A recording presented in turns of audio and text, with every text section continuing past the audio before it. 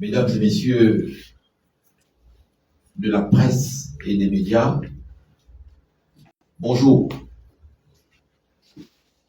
L'un des acquis majeurs de cette période de transition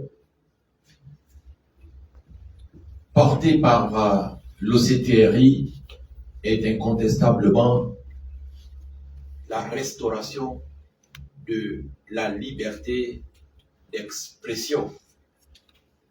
Et qui dit liberté d'expression dit respect des droits fondamentaux de la personne humaine. Qui dit liberté d'expression dit liberté de la presse.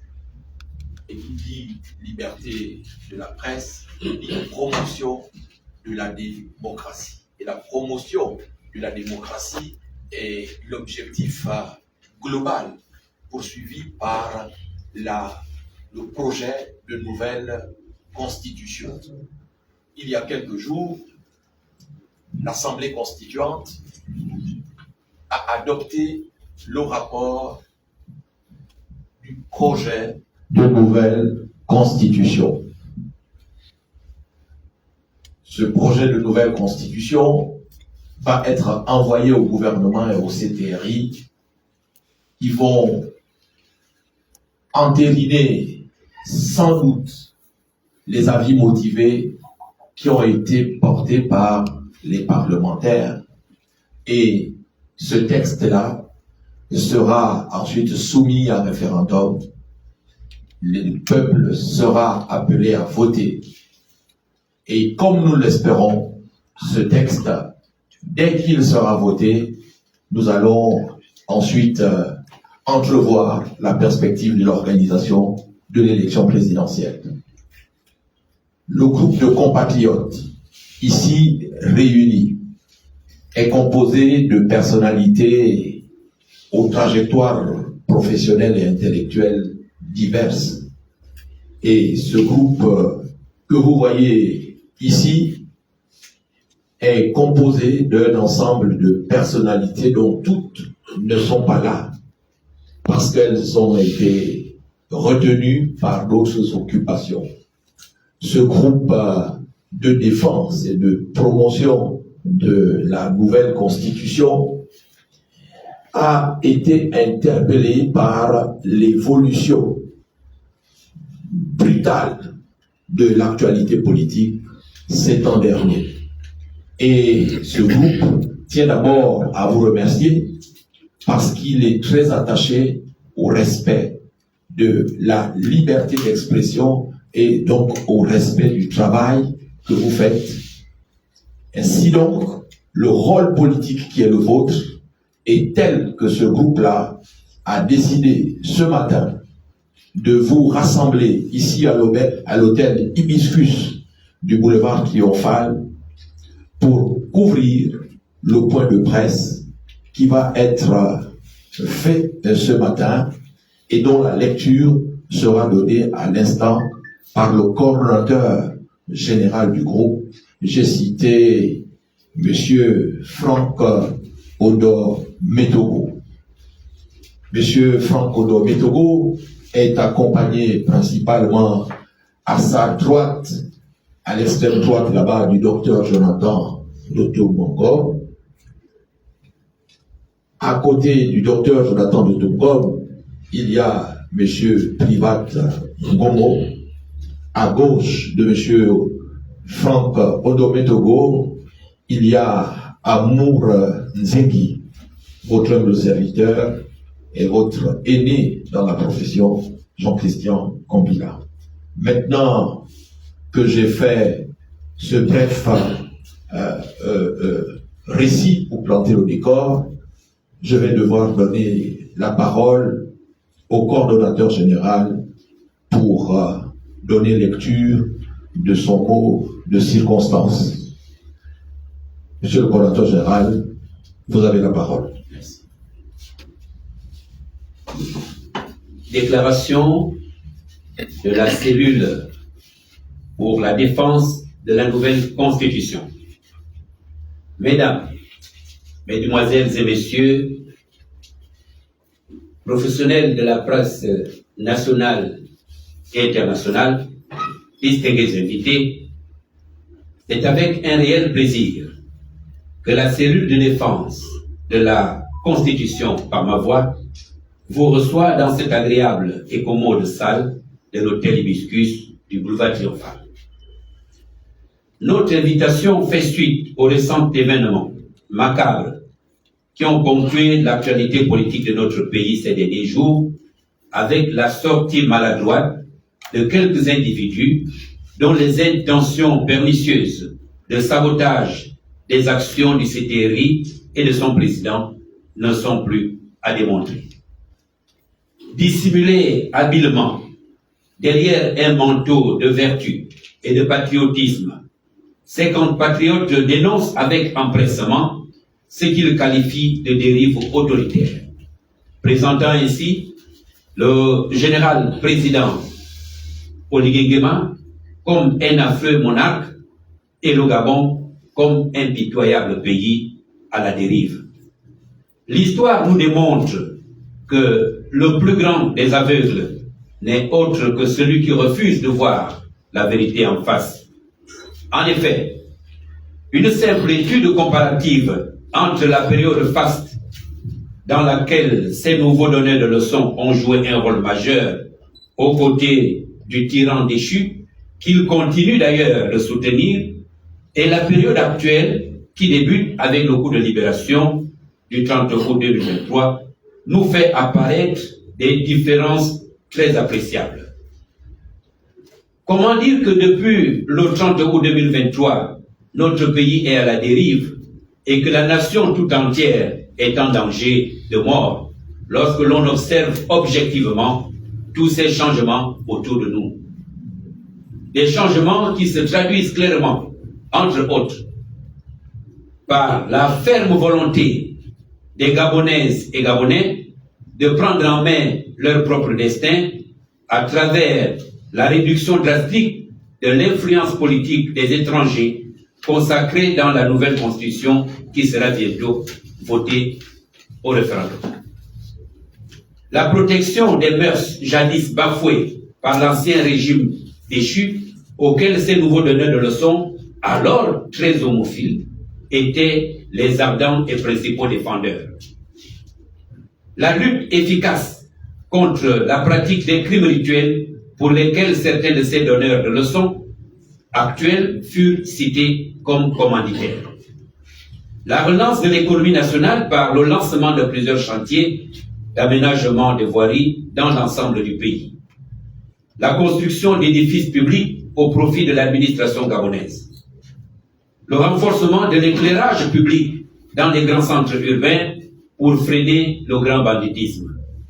La reprise des concours administratifs d'entrée dans de grandes écoles nationales suspendus par ces nouveaux donneurs de leçons lors du régime déchu. La régularisation progressive des situations administratives des milliers d'agents publics. Le relèvement des pensions des retraités ignorés par les nouveaux donneurs de leçons, membres du gouvernement à l'origine de cette situation. La récupération des fonds et des biens de l'État détournés par certains individus, acteurs du régime déchu, au sein duquel figuraient les nouveaux donneurs de leçons. La construction et la restauration des écoles et des hôpitaux tombés en désuétude du fait même de ces nouveaux donneurs de leçons. L'esprit de tolérance et de mansuétude à l'égard de plusieurs compatriotes est délicat, dont l'implication à la gabégie de l'ancien régime aurait dû conduire à des poursuites judiciaires. Autant de faits probants que nous ne pouvons pas tous étaler ici, mais qui prouvent à suffisance que le CTRI et son président ont la mission de redonner sa dignité au peuple gabonais humilié et martyrisé par ces nouveaux donneurs de leçons. Raison pour laquelle il ne fait aucun doute sur l'alliance qui existe désormais entre l'OCTRI, son président et le peuple gabonais. Une alliance quasi fusionnelle que vivent mal certains acteurs du régime déchu et qui cherchent à tout prix à déshabiller les aînés au profit de leur égoïsme et de leurs intérêts. Nous admettons volontiers qu'il faille s'intéresser à l'endroit où l'on trébuche et non à celui où l'on est tombé. Mais que dire lorsque l'on trébuche une fois, 2 fois, 3 fois et 4 fois au même endroit? Cela signifie soit l'on est aveugle, soit l'on est insensé.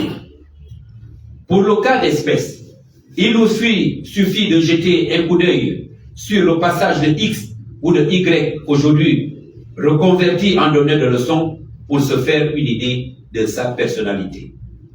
Comment, en effet, comprendre qu'en 2016, à la suite des émeutes du QG de Jean-Ping, quelqu'un ose déclarer devant les médias internationaux qu'il n'y a eu qu'un seul mort et que le corps de l'intéressé a été retrouvé dans un magasin pillé en 2024, aujourd'hui, la même personne avec une audace affligeante exige une commission vérité, justice et réconciliation.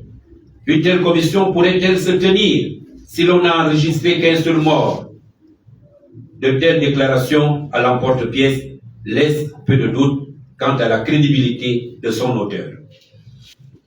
Pour revenir à l'idée du retour au pouvoir civil, du pouvoir au civil, nous pensons qu'un tel retour ne peut s'envisager que par le biais des élections générales et ne peut donc pas se décréter. Cela passe forcément par le vote du peuple. Il va sans dire qu'en l'absence d'un texte leur interdisant d'assumer la charge présidentielle ou de se présenter aux élections générales, il revient aux civils prétendant aux fonctions électives de se présenter au suffrage populaire et de triompher. Tel est le sens à donner à ces déclarations du retour du pouvoir aux civils. S'agissant de la nouvelle constitution en cours d'examen pour son adoption avant le vote référendaire, sur 194 articles que compte ce texte, seuls 4 articles font l'objet de critiques acerbe. Les 190 autres, qui traitent notamment du social, des droits civils et politiques, n'intéressent pas nos compatriotes donneurs de leçons. Seuls les articles querellés à forte connotation politique retiennent leur égoïsme et leur attention. C'est dire le peu d'intérêt qu'ils manifestent à l'égard des aspirations bien profondes du peuple gabonais qui, pour certains, vit au-dessus de ses moyens. Parlant toujours de la nouvelle constitution, à propos de ces articles querellés, notamment celui relatif à la durée du mandat, autant un septennat peut ne pas être fructueux si son détenteur est nul, autant un quinquennat peut être pire si l'on est un véritable cancre à la tête du pays. En réalité, tout est question de volonté politique et d'esprit patriotique. Et ces 2 qualités caractérisent aujourd'hui le CTRI et son président, Brice Clotaire Oligui Nguema. Au sujet précisément du choix du régime avec la suppression du poste de Premier ministre et la nomination du vice-premier ministre, du vice-président de la République et du vice-président du gouvernement, cette proposition faite par les Gabonais eux-mêmes nous paraît juste et pertinente. Car que faire d'un Premier ministre qui n'a jamais gouverné et qui joue malgré lui le rôle de simple fusible protégeant le président de la République, véritable acteur de l'exécutif et auteur de tous les maux? À ce sujet, je voudrais poser une question à notre compatriote converti subitement en donneur de leçons, à savoir, Monsieur Alain, avez-vous gouverné quand vous étiez Premier ministre d'Ali Bongo Ondimba? Si votre réponse est oui, alors vous devez répondre devant les tribunaux de toute la gabégie et de tous les crimes de toutes sortes que notre pays a subis pendant ce triste et funeste magistère. Si, à contrario, vous répondez non, alors vous reconnaissez par là que le poste de Premier ministre ne sert à rien dans notre pays et qu'en conséquence, c'est à juste titre que les Gabonais ont souhaité qu'il soit supprimé pour permettre au président de la République d'assumer pleinement ses responsabilités devant le peuple gabonais. S'agissant de la conservation du mandat des députés démissionnaires ou exclus de son parti, il convient avant tout de signaler, et l'expérience l'a fort bien démontré, lorsqu'un nombre important de députés ou de sénateurs entre au gouvernement, ils sont systématiquement remplacés par leurs suppléants. Une situation qui, à la longue, affecte le pouvoir de contrôle de l'action gouvernementale dévolue au Parlement, car devant leurs titulaires ministres, les suppléants sont tentés de faire allégeance plutôt que de remplir leur mission de contrôle. Voilà autant de situations qui ont du sens et de l'intérêt pour le peuple gabonais, mais qui, pour les nouveaux donneurs de leçons, ne sont pas d'actualité. Mesdames et messieurs,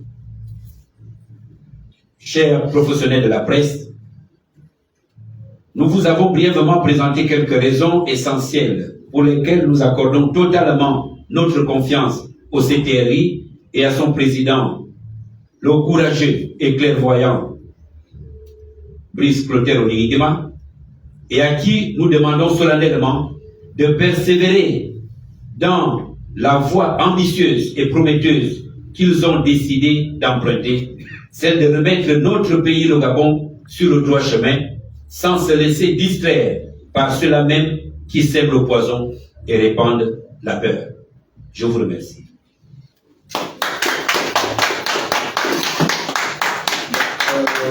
Merci beaucoup. Est-ce qu'il est possible de faire un autre essai?